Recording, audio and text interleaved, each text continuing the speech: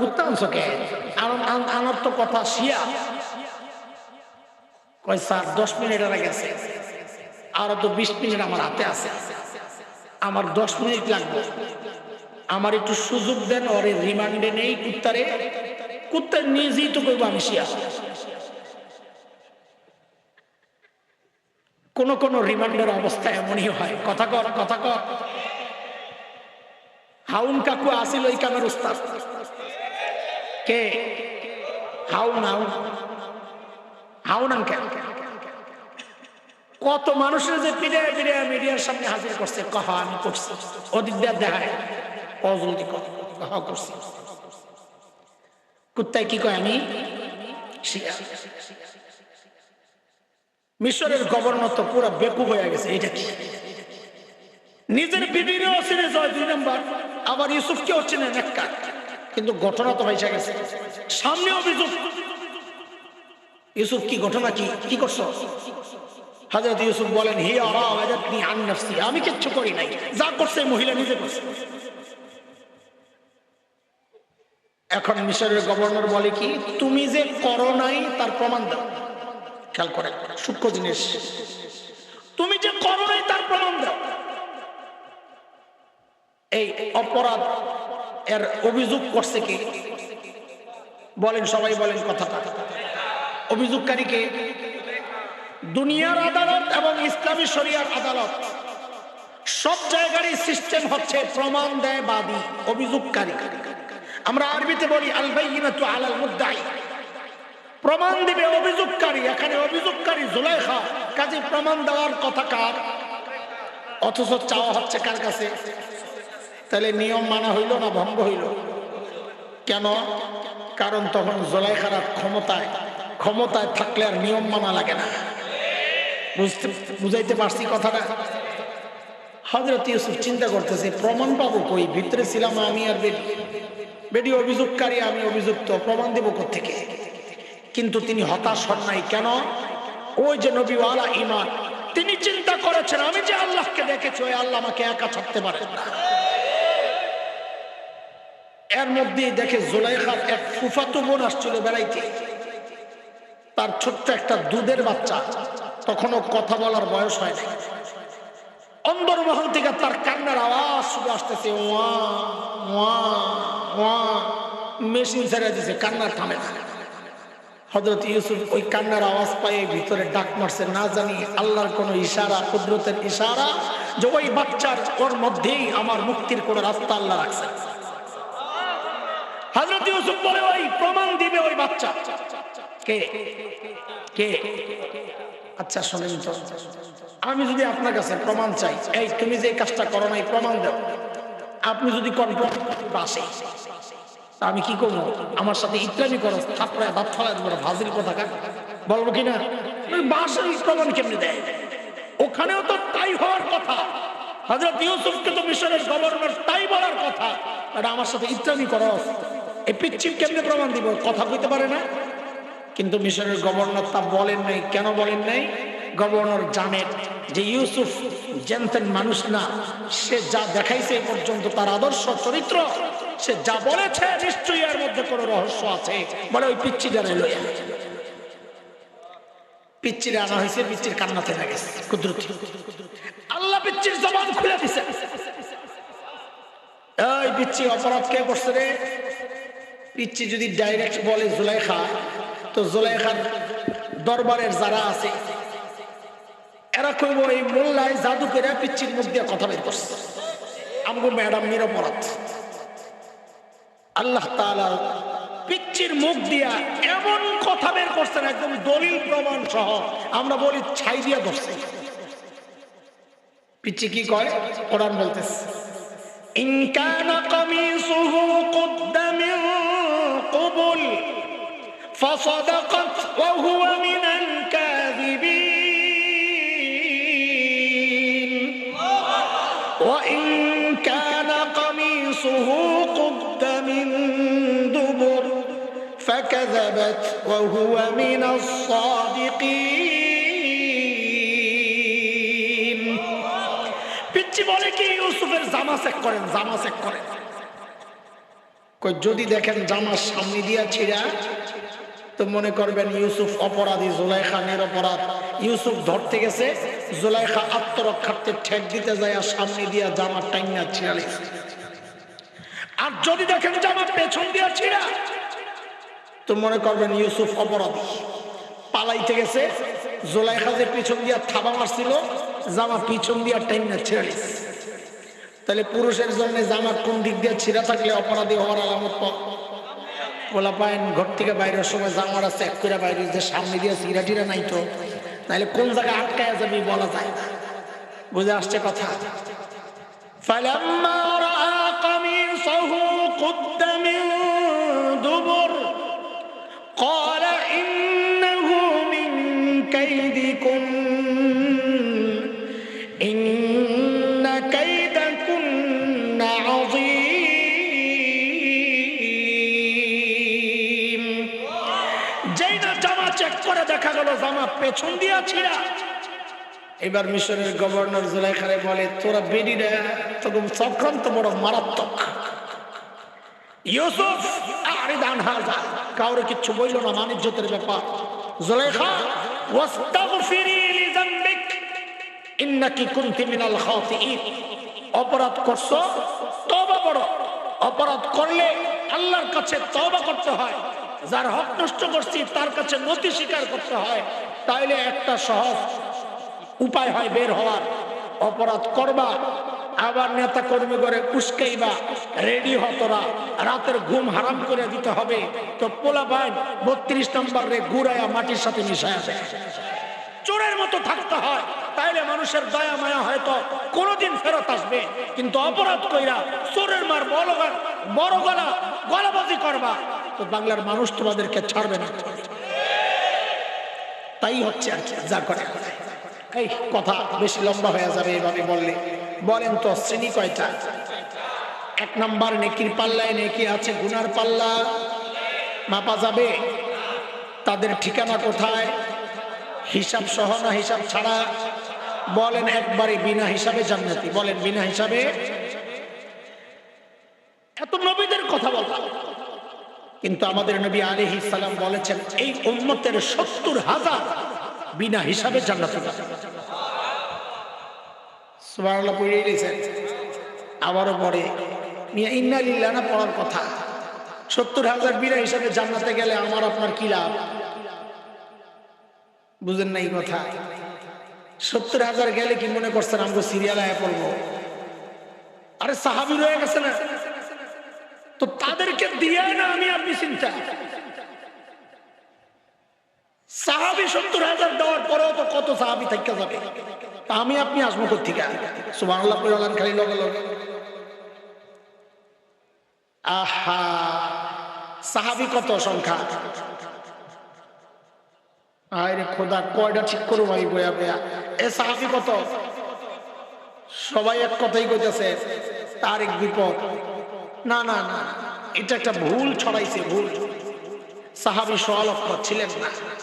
আরে 1.5 লক্ষ বিদায় হজে নবী আলাইহিস সালামের সাথে শুধু হজ করছেন 1.5 লক্ষ। বুখারীতে আসছে বর্ণনা, শুধু হজ করছেন কত? তো শুধু হজ যদি করেন 1.5 লক্ষ, গুড়া গাড়া কানা দুলা অসুস্থ বুড়া যা আছে সব বুঝি কাছায় আয়া পড়ছিল হজ করার লেগে। তাহলে সাহাবী 1.5 লক্ষ কেমনে হয়? 1.5 লক্ষ তো খালি হজকারী। কথা বুঝাইতে পারছি আমি? আমাদের যাত্রাবাড়ির হযরত মাহমুদুল হাসান সাহেব দামাত বরকাতুহুল আলিয়া হযরত বলেছেন আনুমানিক তখন 5 লক্ষ সাহাবী ছিল। কত কত? 70,000 যদি বিনা হিসাবে জান্নাতে যায় তাও তো 4,30,000 রয়ে গেছে। তা আমার আপনার সিরিয়াল আইব কোথেকে? কি বুঝছেন নি হিসাব? সিরিয়াল এই জন্য আসতেছে কারণ হাদিসের মধ্যে এটাও আছে, নবী আলাইহিস সালাম বলেছেন, যে বলার ভাবটা এমন, ওই 70,000 যারা বিনা হিসাবে জান্নাতে যাবে মূলত তারা এক একজন এক একটা গ্রুপের আমির সাহেব। তাহলে গ্রুপ কয়টা? আরে আমির যদি 70,000 হয় গ্রুপ কয়টা? জোরে কন। তো নবী বলেন ওই প্রত্যেক গ্রুপে আরো থাকবে 70,000। 70,000 গ্রুপ, প্রত্যেক গ্রুপে 70,000, 70,000 পূরণ 70,000, 49 কোটি। কত? এই 49 কোটি এই উম্মতের বিনা হিসাবে জান্নাতে যাবে। এবার সুবহানাল্লাহ একটু পড়া যায়, তাও জোরে কয়ে আস্তে আস্তে। কেন? আমি আপনি কোথায় 49 কোটির মধ্যে? হ্যাঁ, এতটুকু করা যায়। আল্লাহরে বলবেন, আল্লাহ তুমি তোমার 49 কোটি স্পেশাল বান্দারে জান্নাত দিয়া দাও, এটা আমার কোনো কথা নাই, আমি দুর্বল মানুষ। আল্লাহ খাদেম হওয়ার জন্য এত বুজুর্গ তো হওয়া লাগে না, খাদেম তো যে কেউ আমগুলোকে খাদেম না থাকে, মূর্খ মানুষরাও খাদেম থাকে। আল্লাহ ওই 49 কোটির খাদেম লাগবে না, জুতা ঠিক করার জন্য, পাও টিপার জন্য, আল্লাহ আমার দিয়ে দিও লোক দিয়া 21 সিলাই যদি ঢুকান যায়, পাট তো লইছেন, পাও টিপবে। আর নবী কয় ঢুকলে কমপক্ষে 10 দুনিয়া। আল্লাহু আকবার। চলেন একটু তাড়াতাড়ি করতে হবে, আমাকে জবাব দেন। শ্রেণী কয়টা?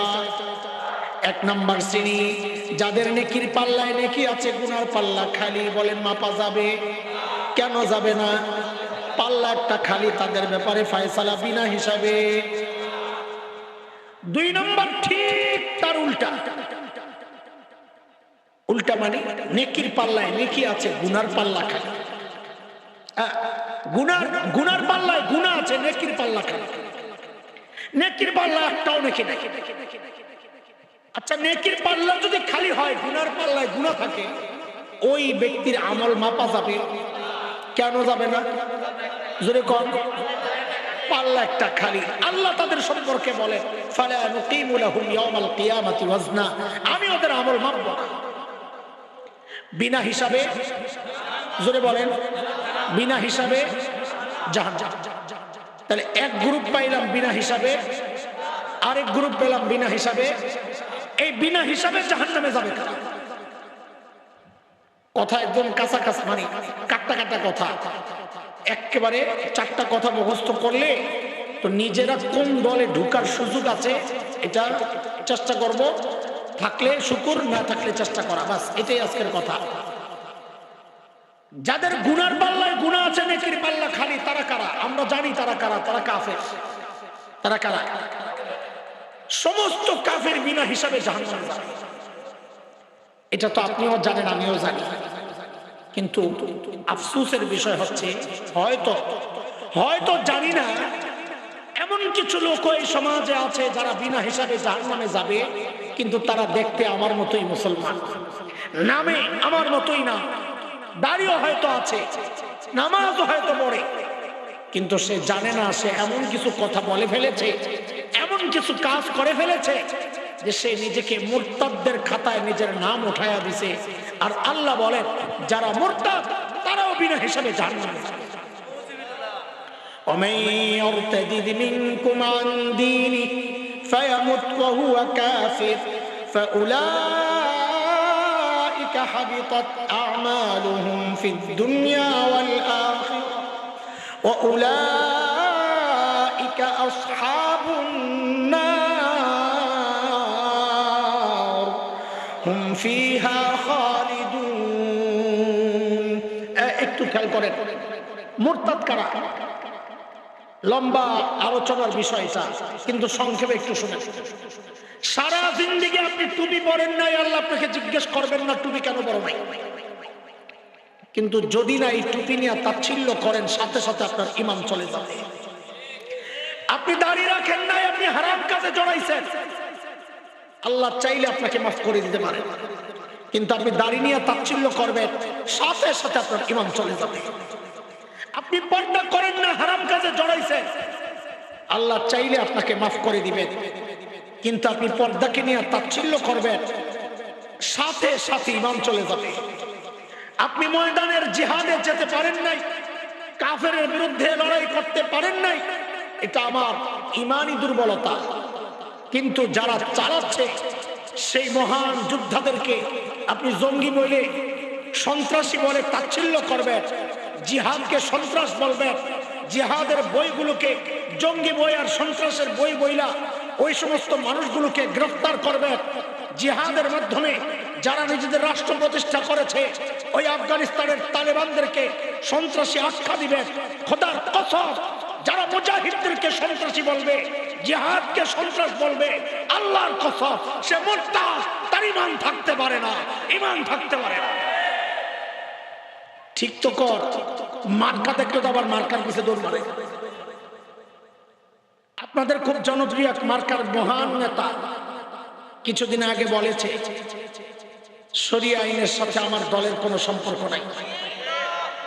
বলেছে না বলে নাই? মগার ঘরে মগা, তোর সম্পর্ক না থাকলে থাকলে আর না থাকলে কি আসে যায়। মনে রাখিস, তোরা চাইলেও না চাইলেও বাংলাদেশের শরিয়া আইন একদিন কায়েম হবেই হবে, হবেই হবে, হবেই হবে ইনশাআল্লাহ, কোনো সন্দেহ নাই। বলে হুজুর কিসের শক্তিতে এত জোরে কথা কইতাছেন? এটাই তো বুঝেন না আপনারা। ইনসাফের জয়ের জন্য শক্তি লাগে না, বড় অস্ত্র করা জরুরি নাই। এই জুলাই আগস্ট বিপ্লবে আমরা দেখেছি সমস্ত রাষ্ট্র শক্তি যখন ঝাঁপায়া পড়লো নিরীহ নিরস্ত্র মানুষের উপর, পার্শ্ববর্তী দেশের সহায়তায় সন্ত্রাসীদেরকে যখন লেলিয়ে দেওয়া হলো নিরীহ নিরস্ত্র মানুষের উপর, তাদের জয়ের জন্য একটা মুখ্য অবস্থা, জয়ের জন্য যথেষ্ট হয়ে গেছিল। সেটা কি? নিরস্ত্র একজন আবু সাঈদ যখন বুকের পাটাটা তার এত বড়, যখন হাতগুলা ছড়ায়া বলল চালাও গুলি, এই যে শুরু হয়ে গেল সারা বাংলাদেশে ছড়ায়া গেল।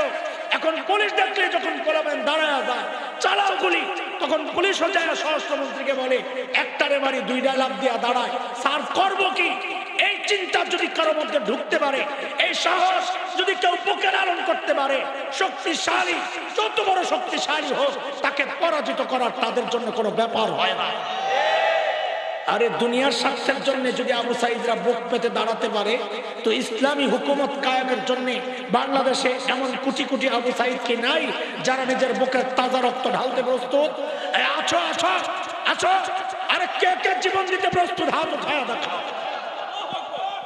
আল্লাহ কবুল করেন। তোমরা চাইলেও বাংলাদেশে ইসলাম কায়েম হবে, শরিয়া আইন চালু হবে, না চাইলেও হবে। বলে কেন বলছেন এত জোর দিয়ে কথাটা? এই জন্য বলছি, আপনারা তো বিশ্বাস করেন দুইয়ে দিয়ে কত, এটা সবসময় থাকবো তো কয় ইনশাআল্লাহ, কিন্তু আমরা বিশ্বাস করি না সবসময় থাকবো, কারণ নিয়ম তো আপনারা বানাইছেন। কখনো আবার কার মাথায় এটা ঢুকে যে দুনিয়ায় দুইটা নিলে একটা ফ্রি, দুইটা কিনলে যদি এমন কোন নিয়ম আয়া যায় দুই দুই দুই দুই একসাথে হইলে এক ফ্রি, মানে তখন সংখ্যা হবে 5, হইলে হইতেও পারে, কারণ মানুষের বানানো নিয়ম তো। আপনাদের এই নিয়মের এদিক ওদিক হইতে পারে, কিন্তু আমার নবী যা বলে গেছেন তার একটা ফোঁটাও এদিক ওদিক হওয়ার কোনো সম্ভাবনা নাই। সেই জায়গা থেকে আমাদের বিশ্বাসের অবস্থা এই, নবী বলেছেন সারা দুনিয়ায় একদিন ইসলামী হুকুমত কায়েম হবে। বাংলাদেশ কি দুনিয়ার বাইরে? তাহলে যদি বাংলাদেশও দুনিয়ার ভিতরে হয়, তো বাংলাদেশও একদিন ইসলামী হুকুমত কায়েম হবেই হবে ইনশাআল্লাহ। তোমার মতো ইসলামের কলম করা চাইলেও কি না চাইলেও কি, নাম রাখছে ইসলামের ফখর, ফখরুল ইসলাম, মানে কি ইসলামের। আমরা বলি যারা ইসলাম প্র্যাকটিস করে না, যারা বলে ইসলামের সাথে শরিয়ার সাথে আমাদের কোনো সম্পর্ক নাই, ওরা ঘোড়ার ডিমের ইসলামের ফখর, ওরা ইসলামের কলঙ্ক। বলেন ওরা কি ইসলামের কলঙ্ক আর বাইরো না? তাইলে ওদেরকে যেভাবে মানুষ প্রত্যাখ্যান করেছে, তোমাদেরকেও লাথি দিয়া তাড়ায় দিতে একটু দ্বিধা করা হবে না। ইসলামের প্রশ্নে আমরা কারো লেজুর ভিত্তি করতে পারবো না। ইসলামের প্রশ্নে আমরা সবাই এক জায়গায় এক, প্রতিপক্ষ যেই হোক সাইনবোর্ড দেখবো না, মার্কা দেখবো না, যদি দেখি ইসলামের বিরুদ্ধে তার অবস্থান, লাথি দিতে একটু দেরি করবো না। আরে কথা বলেন, কথা বলেন। হ্যাঁ হ্যাঁ, এমনটা না করতে পারলে আপনার ঈমান নিয়ে সন্দেহ আছে। বলছিলাম তোমরা চাইলেও হবে, না চাইলেও হবে, এবং আমাদের যে স্বপ্ন সারা দুনিয়া ইসলাম কায়েম হবে, আলহামদুলিল্লাহ সেই স্বপ্ন বাস্তবায়নও শুরু হয়ে গেছে। তাকায়া দেখো না, সিরিয়ায় কালিমার পতাকা উঠে গেছে। তাকায়া দেখো আফগানিস্তানে কালিমার পতাকা উঠে গেছে। আরে তোমরা চাও আর না চাও আমার দেশ দখলের হুমকি দাও, তাই না? বর্ডারে আইসা আমরা যেটা চাই ওইটাই হবে। খুব শিগগির দেখবো ইনশাআল্লাহ দিল্লির লালকেল্লায় আবারও কালিমার পতাকা পথ পথ করে উঠছে, পথ পথ করে উঠছে ইনশাআল্লাহ। সেই মহান দিনের অপেক্ষায় আছে, আল্লাহ কবুল করেন আমিন। বাইরের মাইক বন্ধ হয়েছে তাই না? ভালো করছো, আমিও মরি তোমরা হেরা বাসুক তাও ভালো।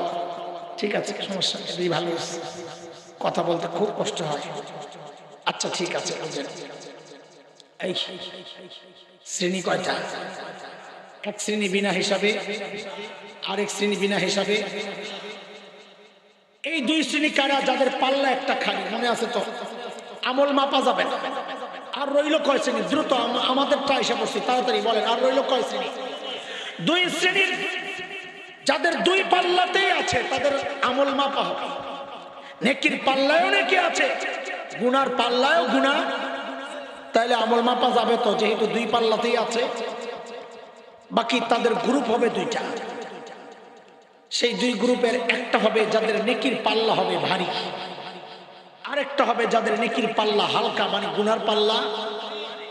কোরআনের সূরা আল কারিয়া, সূরাতুল কারিয়া, এই সূরার শেষ দিকে আল্লাহ বলেন, فأما من ثقلت موازينه فهو في عيشة راضية وأما من خفت موازينه فأمه هاوية। যার নেকির পাল্লা ভারী আল্লাহ বলেন সে জান্নাতি। বলেন কোথায়? এদিকে এদিকে তাকান, এদিকে বলেন। যার নেকির পাল্লা ভারী আল্লাহ বলেন সে কোথায়? যার নেকির পাল্লা হালকা তার ঠিকানা। এখন আমাদের বিষয় হচ্ছে আমাদের নেকির পাল্লার অবস্থা কি, গুনার পাল্লার অবস্থা কি। তার আগে একটু বলি, আল্লাহ তাআলা, আল্লাহর রাসূল সাল্লাল্লাহু আলাইহি ওয়াসাল্লাম আমাদের নেকির পাল্লা ভারী করার যে কত সুন্দর সুন্দর ব্যবস্থা দিয়েছেন। পোড়া কপাল, দুর্ভাগা আমরা সেগুলো গ্রহণ করি নাই। শুরুতেই তো আল্লাহ একটা অটো সিস্টেম লাগাইয়া দিয়েছেন, অটো সিস্টেম সেটিং করে দিয়ে দিয়েছেন। কি আল্লাহ বলেন, মান জাআ বিল হাসানাহ ফালাহু আশরু আমসালিহা ওয়া মান জাআ বিস সাইয়্যাহ ফালা ইউজজা ইল্লা মিসলাহা। আল্লাহ বলেন যে নেকি করবে একটা, আমি অটো সিস্টেম লাগায় রাখছি, অটোমেটিক তার আমল নামায় উঠবে 10টা। বলে নেকি করবে একটা, উঠবে কয়টা? গুনাহ করবে একটা, উঠবে। তাহলে একজন মানুষ যদি একটা গুনাহ করে আর একটা নেকি করে, তো নেকির পাল্লা অটোমেটিক ভারী, ঠিক কিনা? অটোমেটিক। কিরে বান্দা, গুনার পাল্লা ভারী করতে পারোস নাই না? আল্লাহ ভারী নেই তো। আল্লাহর পক্ষ থেকে আরেকটা বড় নিয়ামত। বলে যা, তোকে একটা লম্বা টাইম দিয়া দিলাম, রমজান মাস। কি রমজান মাস নবীকে দিয়ে আল্লাহ বলিয়েছেন। আল্লাহ নবী কি বলেন? মান আদ্দা ফীহি ফরিয়দা কানা কামান আদ্দা 70 ফরিয়দাতান ফীমা সিওয়া। এই মাসে যে একটা ফরজ আদায় করবে, আল্লাহ তার আমল নামায় 70টা ফরজ উঠায়া দিবে। নবী বলেন যে একটা নফল আদায় করবে, আল্লাহ তার আমলে ওই নফলটারে ফরজ দ্বারা পাল্টায়া দিবেন। কিনছেন রূপা, কিনছেন কি পকেটে লয়ে বাড়ির যায় খুললে দেখেন সোনা, কেমনটা লাগবে? হ্যাঁ, কেমন লাগবে? রমজানের প্রত্যেকটা আমলের সিস্টেম এটা। কিনবেন রূপা, হয়ে যাবে সোনা। করবেন নফল, হয়ে যাবে ফরজ। আল্লাহু আকবার বলেন, আরো জোরে বলেন আল্লাহু আকবার। বলে আল্লাহ তাও তো আমল নামা ভারী করতে পারি নাই, হেলায় খেলায় রমজান শেষ। আল্লাহ বলেন যা, তোরে একটা বিশেষ রাত দিয়ে দিলাম, লাইলাতুল কদর। ওই বিশেষ রাতের নাম কি? আমল নামা ভারী করার এক বিশেষ পদ্ধতি। বলে লাইলাতুল কদর, এক রাত ইবাদত করবি, আমি আল্লাহ বাড়াইতে বাড়াইতে 1000 মাসের চেয়েও বেশি দামি বানায়া দিব। রাত একটা বাড়বে কত? 1000 মাসের চেয়েও কত বছর? 83 বছর। 83 বছর 4 মাস, ঠিক আছে নি? হেদি কয় 80 বছর। কিন্তু কম বসকে তোর ক্যালকুলেটর কি ব্যাটারি কমে গেছে? এ মোতায়েন সব বল, তুমিও বল। পাশে বসে মুরব্বী, আর কি কইতাম? এই যে খেয়াল করে, আমি কানে ধরছি, মোতায়েন কানে ধরো, এ লগে তুই ধর, দুষ্টটা ধর, আপনারা সবাই ধরে কোন। আর জিন্দিগিতে এই হিসাব করুন না, এই হিসাব আর জিন্দিগিতে করবো না। আবার এই হিসাব আর জিন্দেগিতে করবো না। এবার হাত নামান। হিসাব করছি তো ঠকছি, বলেন হিসাব করছি তো, আরো জোরে কোন হিসাব করছি তো। আল্লাহ বলেন 1000 মাসের চেয়েও বেশি। বেশি কত? আরে বেশি ব্যক্তিকে তার ব্যক্তির অনুযায়ী বেশি দাম বাড়ে। আপনার সাথে রাস্তায় ভিক্ষুকের সাথে দেখা, আপনারে কইলো কি এই কালকে একটু দেখা করো, তোমার অনেক কিছু দেব। আপনি মনে মনে হাসবেন, নিজে ভিক্ষা করে খায় আবার আমারে বলে অনেক কিছু দিব। তার মানে তার অনেক আপনার কাছে অনেক না। কারণ কি? যিনি বলেছেন তার মূল্য কম। কিন্তু যদি এই কথা দুনিয়ার শ্রেষ্ঠ ধনী যে সে যদি বলে কালকে দেখা করে তোমারে খুশি করে দেব, আপনারা কি করবেন জানি না। আমার ইমানের যে হালত, আমি তো আর সারা রাত ঘুমাবো না, না জানি কি পাইতাছি আল্লাহ জানে। বেড়ে গেল কি জন্য? ওই ব্যক্তির ওজন বাড়ছে, তো তার অনেক অনেক হয়ে গেছে। আল্লাহ বলতেছেন 1000 মাসের চেয়ে বেশি। বলে বেশি কত? বলে আমার আল্লাহ বড় যত। বলেন বেশি কত? বলেন বলেন বেশি কত? আমার আল্লাহ বড় যত। আমার আল্লাহ কত বড়? এক হাদিসে আসছে, আল্লাহ বলেছেন, নবী আমাদেরকে শুনিয়েছেন, আনা বিজন্নি আব্দি বি। আল্লাহ বলেন আমার ব্যাপারে আমার বান্দার ধারণা যা, আমি আল্লাহ তা। আরে আপনার এলাকার প্রাইভেট কার আসে নাই না? আরে আমি জানি না তো। দেখ দেখ যাক, তাড়াতাড়ি আপনি পরে আফসোস করবেন। আহা, কি এক এলাকায় থাকেন আপনারা, অনেক আফসোস লাগতেছে। শেষ হয়েছে নি দেখা? প্রাইভেট কারের পিছনটাও তো দেখছেন না, লেন্সা আছে নি? প্রাইভেট কার লেন্সা নাই, দেখা শেষ না হলে একটু দৌড়ে যান, এখনো আছে। আল্লাহর বান্দায় গাড়িতে উঠলো না, মাওলানা হাইটা হাইটা আগাইলেন যেন জিনিসটা অসুন্দর না লাগে যে আমি এখানে বসা। আমাদের এই ভাই বেরাদর বয়স কাছাকাছি হইব, কিন্তু বড় ভাই বলেন ওই হিসাবে হাইটা হাইটা গেছেন আদব রক্ষা। একজন আলেম আদব দেখাইলো, আর আমি কথা বলতেছি, আপনারা সব গাড়ির চাক্কা দেখেন। অবস্থা বুঝেন, কাদেরকে বলবো? আমল নামা ভারীতে বিয়ে হবে, তাই না? আশা শুনতে থাকেন। আল্লাহ ভরসা। আল্লাহ তো বলেন, আল্লাহ বলেন আমার ব্যাপারে আনা বিজন্নি আব্দি বি। আমার ব্যাপারে আমার বান্দা ধারণা যা করে আমি তা। এখন আপনার কত দরকার এটা আপনি জানেন, আমার যা দরকার আমি আল্লাহকে জানাই দিচ্ছি যে আল্লাহ আমারে বাড়ায়া কত দিবেন, যত দিলে আমি জান্নাতে ঢুকতে পারবো তা দিলেই আমার চলবে। আর বাড়তি কিছু মঞ্জুর হইলে আমার অন্য আরেক বাইরে দিয়ে দিন, সমস্যা নাই, আমার জান্নাতে ঢুকা দরকার। আরে কথা বুঝেন নাই আপনারা? কিরে বান্দা, তুই তোর আমল নামা ভারী করতে পারস নাই, লাইলাতুল কদর পাইয়াও? বলে না আল্লাহ পারি নাই। তাইলে কিছু টাকা পয়সা জমা, কিছু টাকা পয়সার ব্যবস্থা করে সৌদি আরব আয়। কাইলে ওখানে বাইতুল্লাহ আছে, বাইতুল্লাহ মসজিদুল হারাম আছে, ওখানে আইসা নামাজ পড়। তুই নামাজ পড়বি 1 রাকাত, আমি তোর আমল নামায় উঠায়া দিব 1 লক্ষ রাকাত। সারা গোষ্ঠী মিল্লা সারা জিন্দেগি নামাজ পড়লো 1 লক্ষ রাকাত হইব না, অথচ ওখানে 1 রাকাত পড়লি 1 লক্ষ রাকাত। সেইটা যদি কোন রকমের রমজানে পড়ন যায় তো প্রতি রাকাত মানে 70 লক্ষ রাকাত। মসজিদে হারামের কারণে বাড়বে 1 লক্ষ গুণ, রমজানের কারণে ওই 1 লক্ষ বাড়বে আবার 70 গুণ। তাহলে কত হইল? কত হইল? আর যদি খালি লাইলাতুল কদরে পড়ন যায় তাহলে 1 লক্ষর লগে 1000 মাসের চেয়ে বেশি রে পূরণ দেন। খোদা জানি না এর হিসাব বাংলাদেশ দুনিয়ার কোনো মানুষের পক্ষে আর করা সম্ভব না। ওই ক্যালকুলেটর দুনিয়ায় আবিষ্কার হয় নাই। আরে কথা বলেন, কথা বলেন। আল্লাহ তুমি কবুল করো, এমন একটা রাত আমাদের জন্য কবুল করো।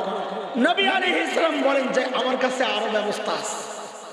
কি ব্যবস্থা? আল্লাহ নবী বলেন, বুখারীর শেষ হাদিস, 2টা তাসবিহ তোমাদেরকে শিখায়া দিও উম্মত, পড়তেও তোমাদের কষ্ট হবে না। রহমান আল্লাহর কাছে এটা অনেক প্রিয়। আমার সাথে বলেন তো এই 2 কালিমার কথা, 2টা তাসবিহর কথা পড়েন সবাই। সুবহানাল্লাহি ওয়া বিহামদিহি, সুবহানাল্লাহিল আযীম। পড়েন না? সুবহানাল্লাহি ওয়া বিহামদিহি, সুবহানাল্লাহিল আযীম। নবী বলেন এই তাসবিহ যদি কারো পাল্লায় রাখা হয় সাথে সাথে নেকির পাল্লাটা ভারী হয়ে যাবে। আচ্ছা, সুবহানাল্লাহি ওয়া বিহামদিহি সুবহানাল্লাহিল আযীমের অর্ধেক পড়েন তো, অর্ধেক। সুবহানাল্লাহি এটা হলো অর্ধেক, তাই না? এটা আপাতত এমনি রাখেন, আগে বুঝছেন। দেখেন নেকির পাল্লায় নেকি বেশি হইলেই যে ভারী হবে বিষয়টা এমন না। ভারী না হালকা এটা নির্ণয় হবে পাশের পাল্লা হিসাবে, বুঝেন? 10 মণ নেকি আপনার নেকির পাল্লায়, 10 মণ অনেক না? তাহলে ভারী না? কিন্তু দেখা গেছে গুনার পাল্লায় আছে 15 মণ। এখন কি নেকির পাল্লা ভারী না হালকা? বোঝা গেল বেশি দিয়েই ভারী হয় না, পাশেরটা দিয়া ভারী আর হালকা নির্ণয় হয়। আপনার 10 মণ নাই, আছে 1 কেজি নেকি, কত? কিন্তু পাশের পাল্লায় গুনাহ আছে আধা কেজি, তাইলে তখন দেখা যাবে ওই 1 কেজি ভারী। কথা বুঝাইতে পারছি কিনা? তাইলে বোঝা গেল আমল বেশির চেয়ে বেশি জরুরি হইল গুনার পাল্লারে হালকা রাখা। এই জন্যই বুজুর্গরা বলেন নফল আমল করার চেয়ে বেশি জরুরি হইল গুনাহমুক্ত জীবন যাপন। কেউ আল্লাহ ওয়ালা বেশি আমল করে হয় না, আল্লাহ ওয়ালা হয় গুনাহ ছেড়ে ছেড়ে। কারণ আমল বেশি, পাল্লা ভারী, কিন্তু তার চেয়ে বেশি গুনার পাল্লা, তাইলে তো নেকির পাল্লা এমনি হালকা হয়ে যাবে। তো নবী আলাইহিস সালাম আরেকটা বুদ্ধি শিখায়া দিয়েছেন, এই খেয়াল করেন। কি বুদ্ধি? বলে সুবহানাল্লাহি ওয়া বিহামদিহি সুবহানাল্লাহিল আযীম দিয়া তো তুমি পাল্লা ভারী করছো, কিন্তু গুনাহও কম করো না।